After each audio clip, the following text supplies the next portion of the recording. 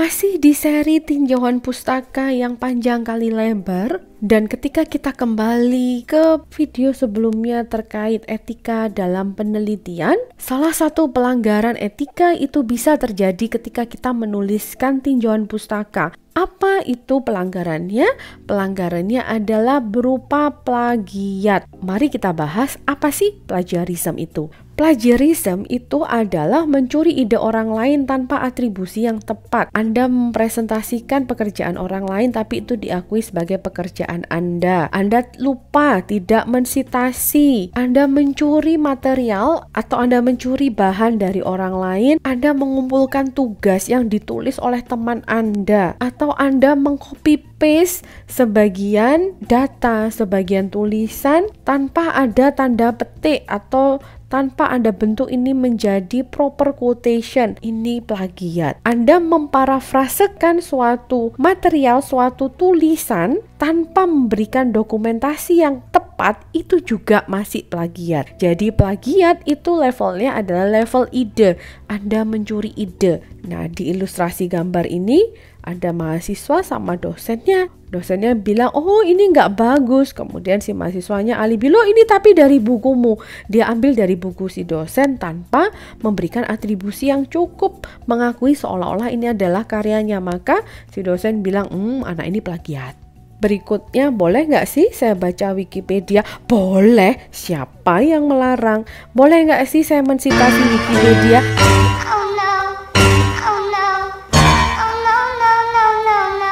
Kenapa kok big no? Ya karena Wikipedia itu open access. Siapapun bisa mengedit informasi dalam Wikipedia tanpa ada peer review. Dengan demikian informasi yang disampaikan di Wikipedia bisa jadi benar, bisa jadi salah. Baca boleh, citasi no. Cari sumber yang lebih kredibel dari Wikipedia. Boleh nggak sih saya copy sesuatu dari internet? Boleh dengan proper attribution. Tapi kalau Anda hanya copy paste dari internet, ya ini tidak boleh. Ada beberapa jenis plagiasi. Yang pertama adalah self plagiarism. Anda menggunakan ide dari penelitian Anda sebelumnya atau dari tulisan Anda sebelumnya tanpa mengatribusi. Misalnya nih, tugas mata kuliah di semester kemarin dengan tugas mata kuliah semester ini mirip-mirip. Ada bagian tugas yang bisa saya manfaatkan untuk semester ini. Saya copy paste, ini sudah masuk ke dalam kategori plagiat. Karena Anda mengcopy paste tulisan Anda tanpa mensitasi bahwa, itu adalah milik Anda. Contoh-contoh self plagiarism itu adalah mengumpulkan hasil kerja sendiri di masa lalu, mengumpulkan tugas yang sama untuk mata kuliah yang berbeda, atau mencampur adukkan hasil penelitian terdahulu tanpa meminta izin dari semua peneliti. Ini kalau Anda bekerja dalam tim dan sudah punya publikasi sebelumnya atau penelitian sebelumnya yang dipakai untuk penelitian saat ini, maka Anda perlu izin dari semua tim yang terlibat. Jenis berikutnya adalah mosaic plagiarism. Ini yang paling sering menjangkiti mahasiswa. Yang bagaimana mosaic plagiarism ini bisa dalam bentuk Anda itu mengcopy paste frase, bahkan nggak satu kalimat, tapi hanya frase aja yang di copy paste tanpa ada tanda petik dua, mengubah kata dengan sinonim. Ini juga masuk ke dalam mosaic plagiarism. Loh, kenapa kok nggak boleh dengan sinonim?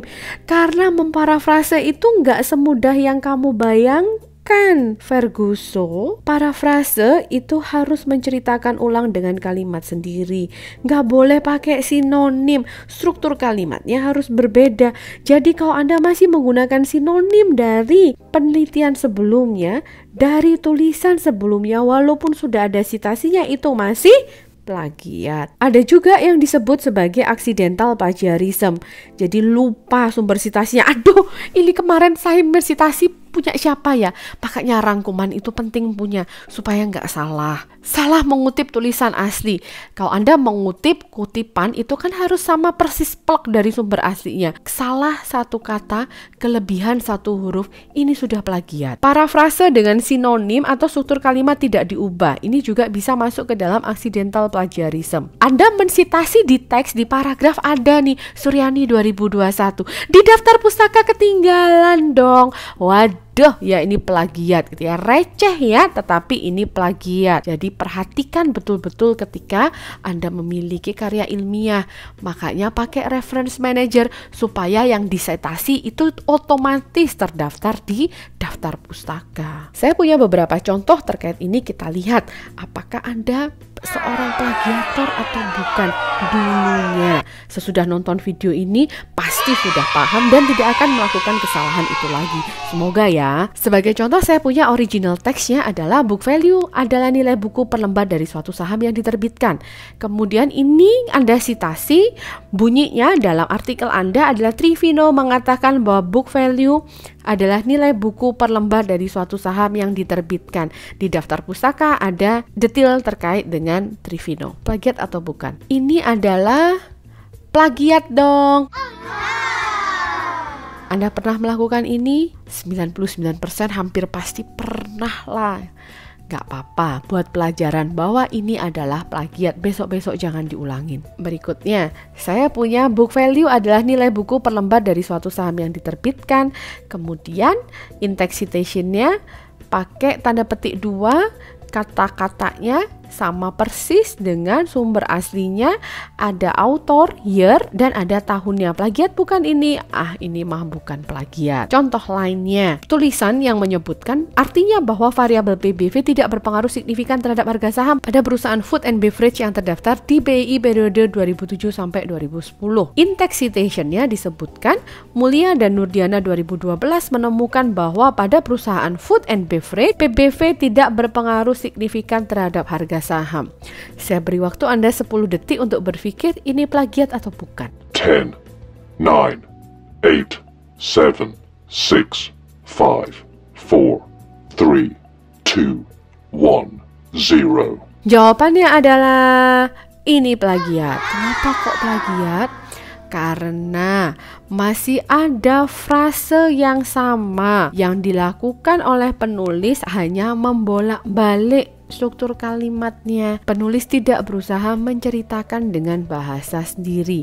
Walaupun ada citasinya author year Mulia dan Nurdiana 2012, cara penulisan seperti ini adalah plagiat. Terus cara menghindarinya gimana dong? Yang gampang pakai kutipan langsung. Kalau kutipan langsung itu menggunakan kalimat atau kata yang sama persis plek, tidak boleh diubah sedikit pun. Syaratnya adalah harus menggunakan tanda petik 2 kalau yang dikutip itu kurang dari 30 kata. Kalau lebih dari 30 kata maka dia berupa dalam bentuk block quote. Kalau kita mengutip tentu saja harus keluar nama penulis, tahun diterbitkan, dan nomor halaman. Berarti boleh dong dalam artikel saya semuanya quote.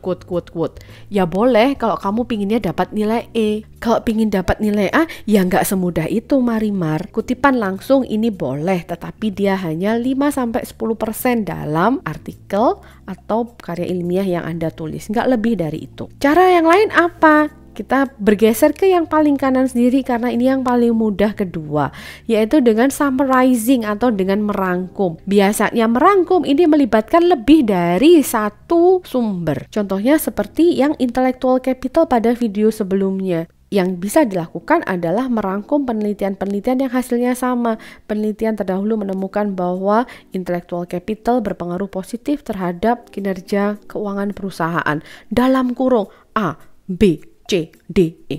Ini rangkuman. Cara yang ketiga adalah paraphrasing. Ini yang harus banyak dilakukan dalam Anda menulis karya ilmiah. Bagaimana caranya memparafrase? Ya, membuat paragraf dalam bahasa sendiri, membuat kalimat dengan bahasa sendiri, membuat struktur kalimat yang berbeda dengan kalimat yang aslinya.